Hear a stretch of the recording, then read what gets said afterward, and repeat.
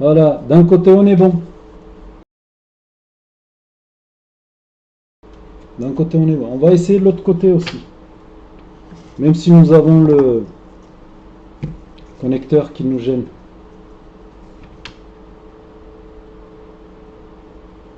Là, ça gêne vraiment.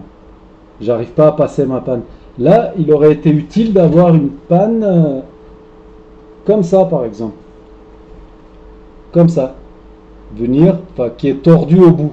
Venir, tac, je passe, nickel. Mais j'ai déjà utilisé cette panne. Je vous la montre. Je l'ai déjà utilisée. Grosse galère. Vu que le bout est très fin, ce que je vous expliquais tout à l'heure, l'histoire de tampon, eh ben là, il n'y a pas de tampon du tout. J'arrête pas de rester collé avec cet embout-là. J'ai beau monter vers les 350, 400 degrés et tout, je reste collé et c'est un peu galère. Un peu galère.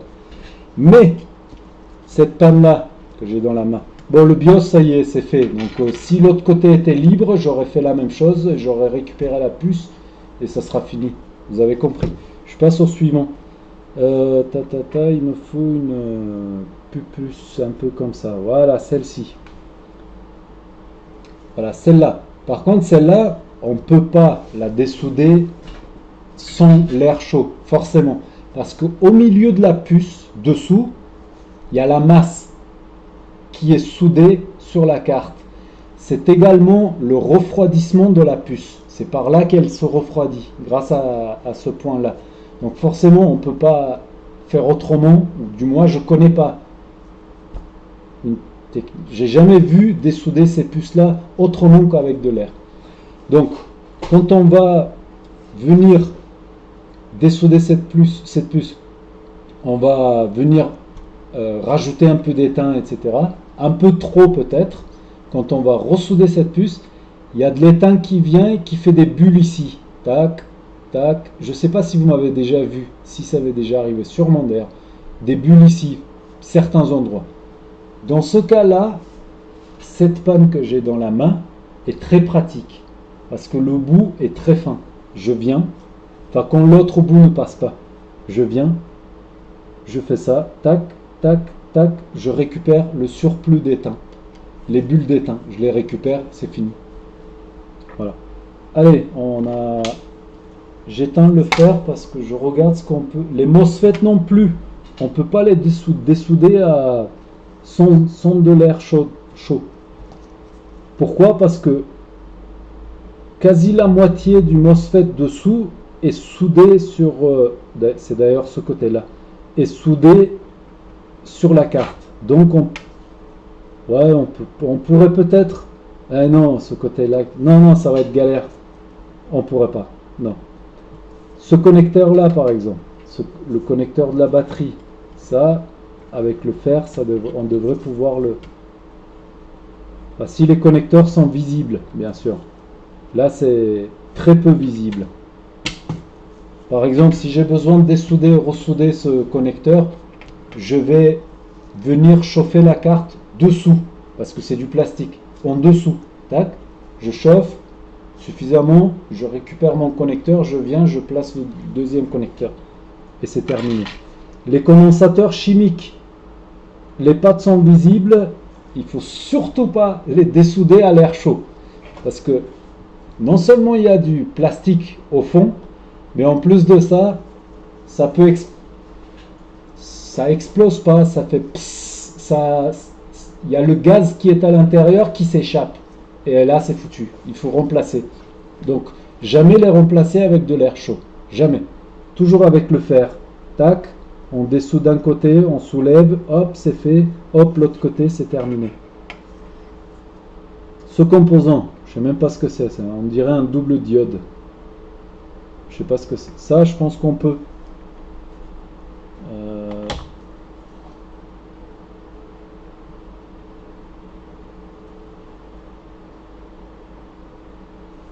Ouais, il y a trois pattes, mais je pense qu'on devrait pouvoir le dessouder.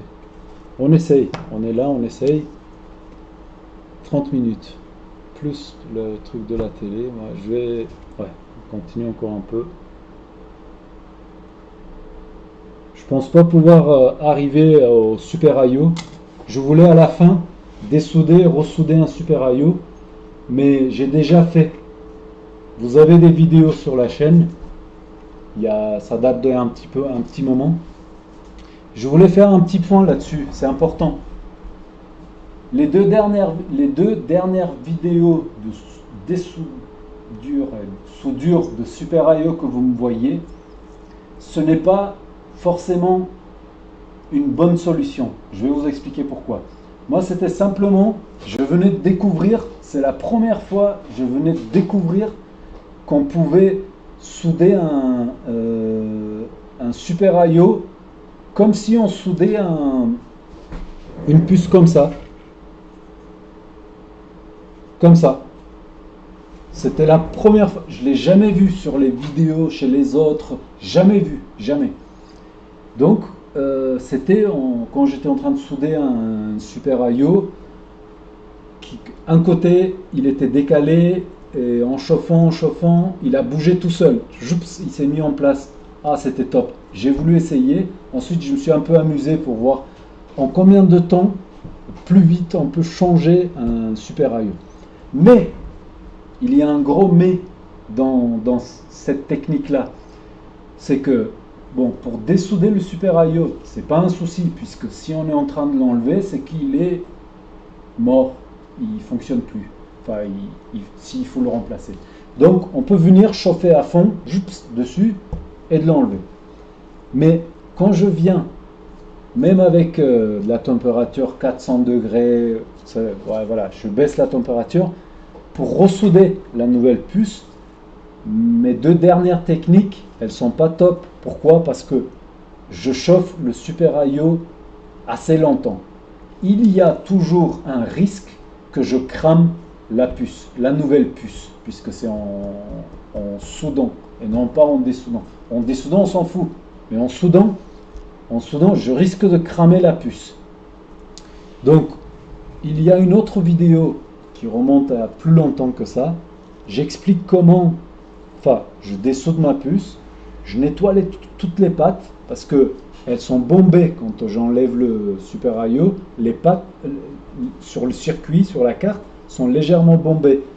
Et ça m'empêche de positionner ma puce facilement. Ça glisse. Parce que les pattes viennent, ça c'est on va dire le truc,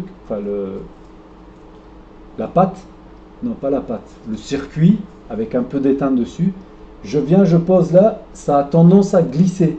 Donc c'est un peu difficile pour bien placer le Super IO.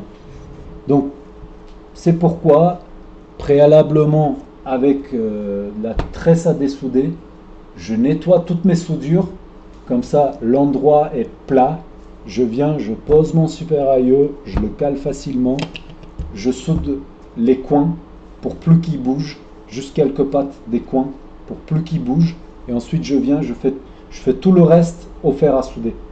Vous verrez sur la vidéo si ça vous intéresse. Allez, on continue. Qu'est-ce qu'on... Ah oui. Je sais pas ce que c'est B422N N0 ou NG N quelque chose. Pas d'importance. Un composant, c'est un composant. Voilà.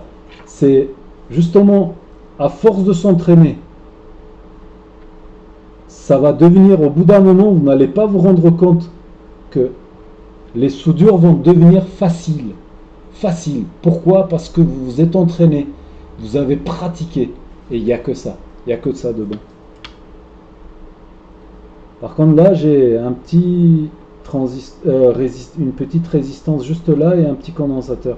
Je risque de le dégager vite fait. Ce qui n'est pas souhaitable, bien sûr.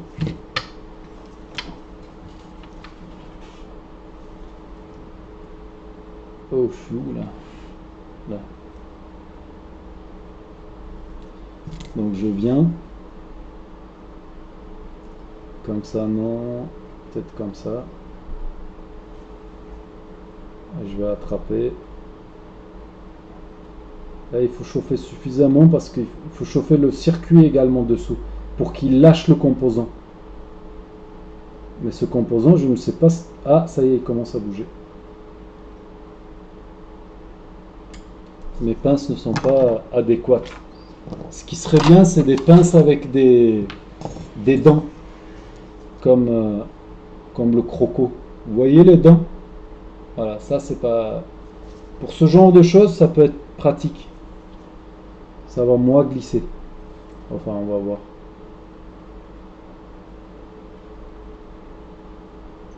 Viens, viens, viens, viens.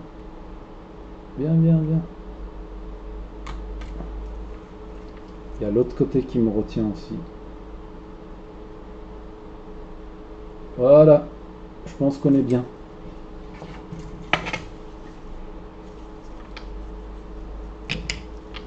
Je nettoie un peu le surplus d'étain parce que je veux pas en mettre sur les deux autres composants et de devoir aller les refaire après.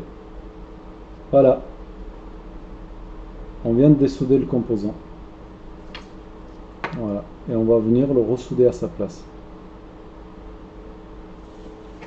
À l'air chaud, bien sûr, c'est beaucoup plus rapide. Et là, l'idéal, ça aurait été que je nettoie le circuit pour que mon composant puisse se poser bien à plat. Et là, je risque de le souder un petit peu en hauteur. Mais je vais plaquer et ça devrait aller.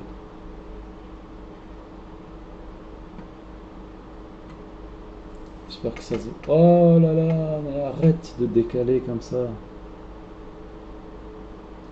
Voilà. Et comme je l'ai déjà dit, n'hésitez pas à rajouter de l'étain. C'est grâce à l'étain que les composants se refroidissent, donnent leur chaleur à la carte. Et en plus de ça, si ce sont des composants qui chauffent, comme vous savez, le métal, quand il chauffe, il se dilate, quand il refroidit, il se rétracte. Et du métal, si on fait ça, tac, tac, tac, ça finit par casser.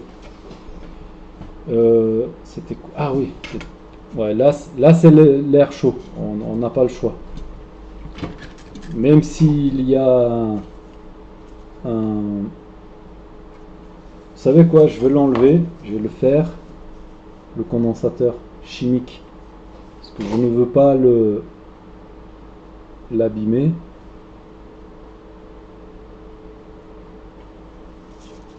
Un peu de... Voilà. Je suis toujours à 300 degrés, mais je sens qu'il me manque un peu de la chaleur. Au lieu d'augmenter, et éviter de travailler avec de très hautes températures, par exemple vers les 400 degrés ou plus, vous risquez d'abîmer votre panne beaucoup plus vite. Donc là, je vais rajouter de l'étain.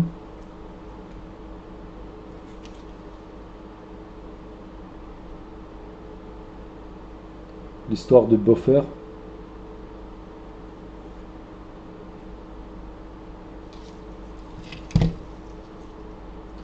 Je vais venir attraper mon composant.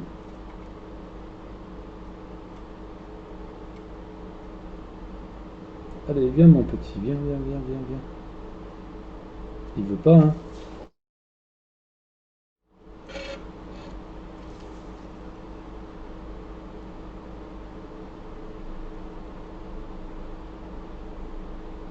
À l'autre côté non plus, il veut pas.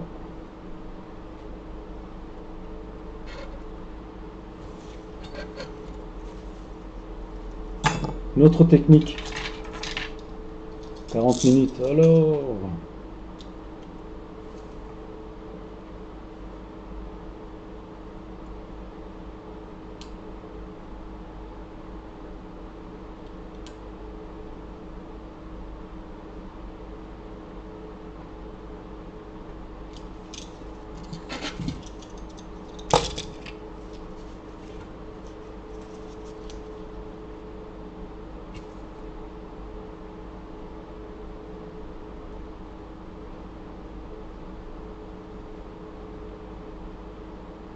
Ouais, c'est plus difficile parce que nous avons une grosse circuit dessous. Allez, viens, viens, viens, viens, viens.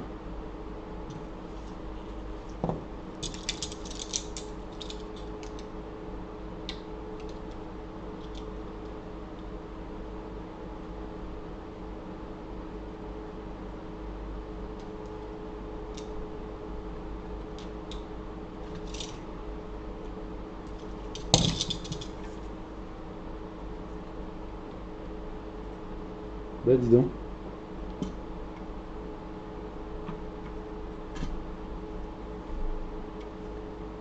Là je vais monter un peu en température là. 360 degrés.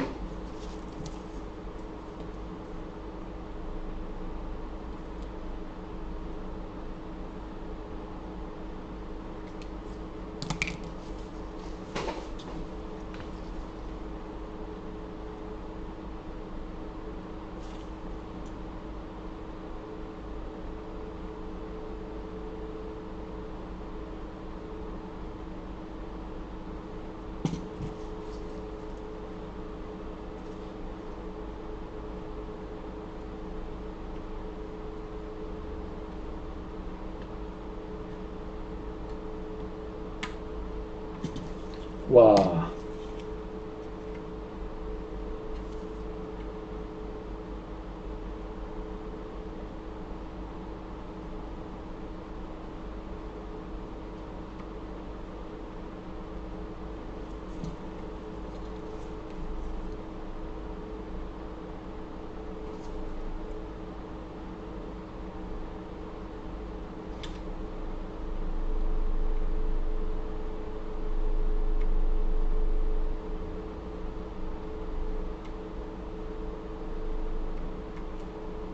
C'est pas vrai. C'est pas facile, hein. Voilà, ça donne. Mais c'est fait. Je l'ai viré de là. Parce que il nous gênait.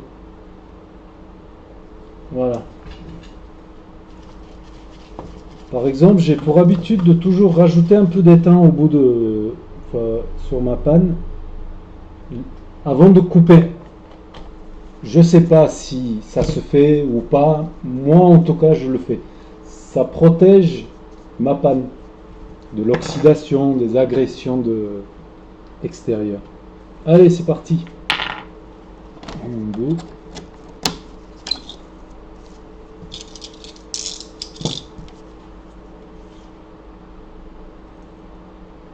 Un peu de flux.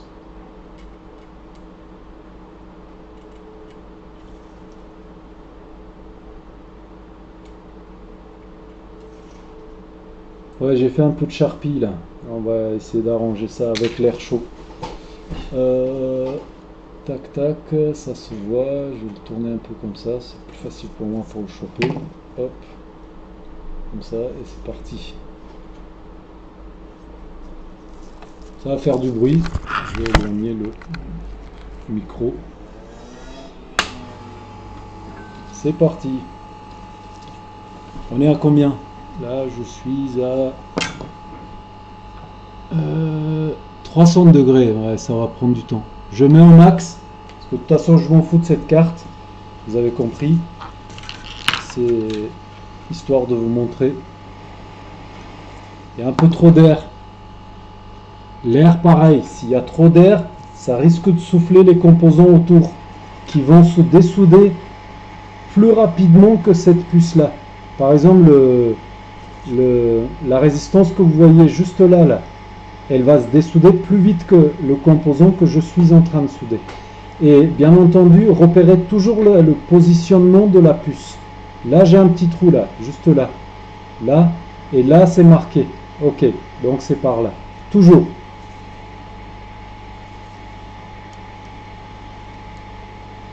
Tiens, je vais venir souder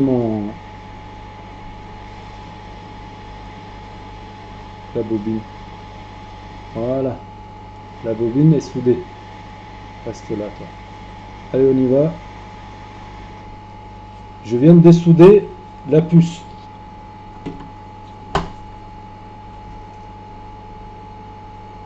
Voilà. Elle est là.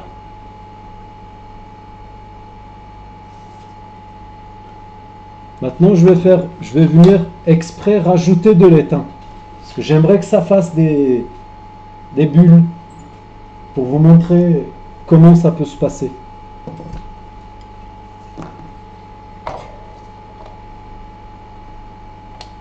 Je me remets vers les 300 degrés.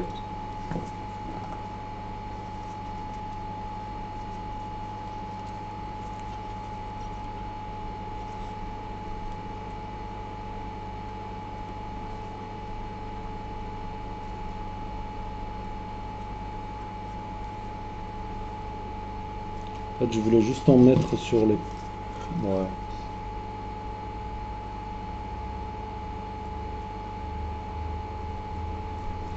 Alors, quand c'est une toute nouvelle puce, toute nouvelle, vous n'aurez pas de... Par exemple là, cette puce est déjà... Il y a déjà de l'étain dessus. Donc j'ai des bulles. On appelle ça comment?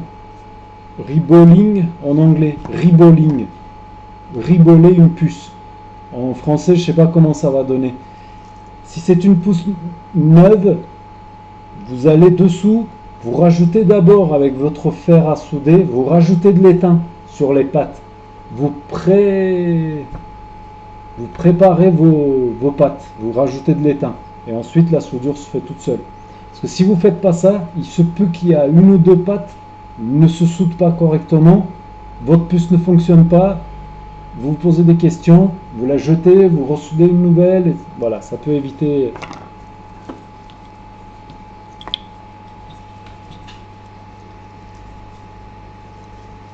Un peu de flux. Je vais passer.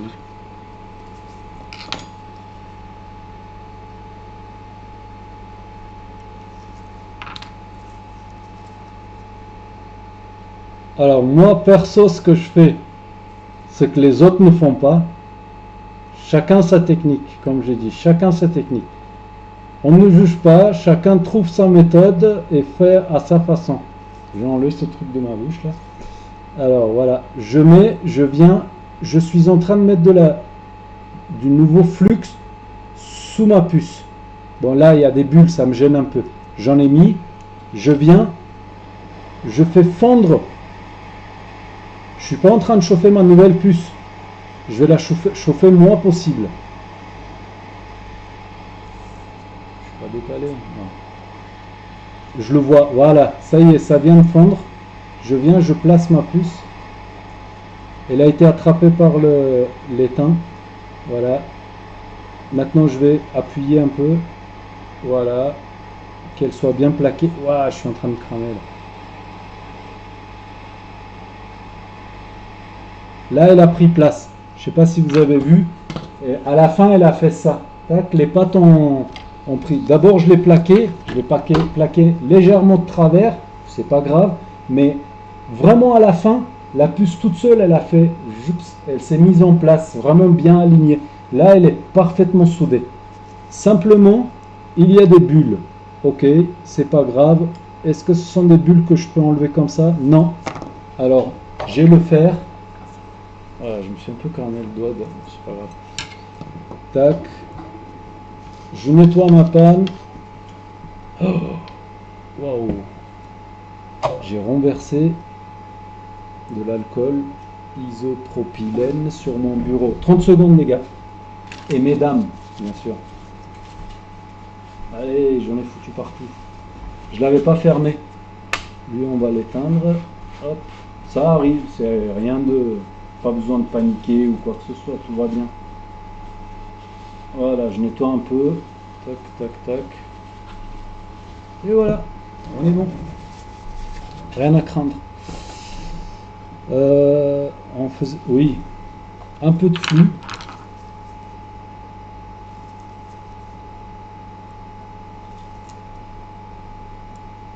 Juste un peu comme ça, un petit peu là aussi. Voilà le Big Mac là qu'on avait fait. C'est pas Big Mac. C'est le truc que j'avais fait. Il est parti tout seul, de lui-même, avec l'air chaud. Mais je vais venir enlever la bulle du condensateur aussi, pour que le boulot il soit bien fait. Hop, il n'y a plus de bulle. Hop, il n'y a plus de bulle.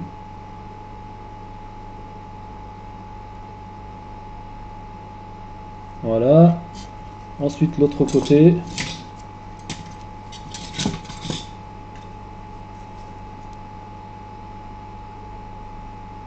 Oh, de la magie, dis donc.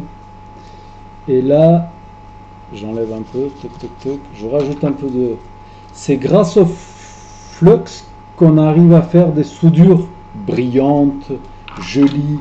Il n'y a pas des pointes comme ça, là, on dirait un hippie, tu sais. Des composants Yippie. Ah, c'est pas mal ça. Donc il faut pas hésiter de mettre du flux. Le flux est notre ami. Je vérifie que mon condensateur soit bien soudé des deux côtés. Ouais. Voilà, on est bon. Et le surplus de flux, tac, je vais venir.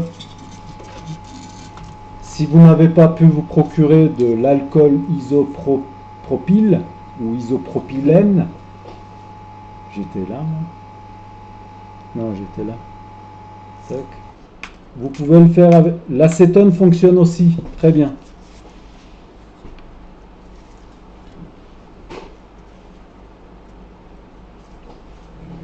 Alors, parfois, je l'ouvre, je trempe le cure-dent dedans. Cure-dent. Cure-dent pour les oreilles, quoi.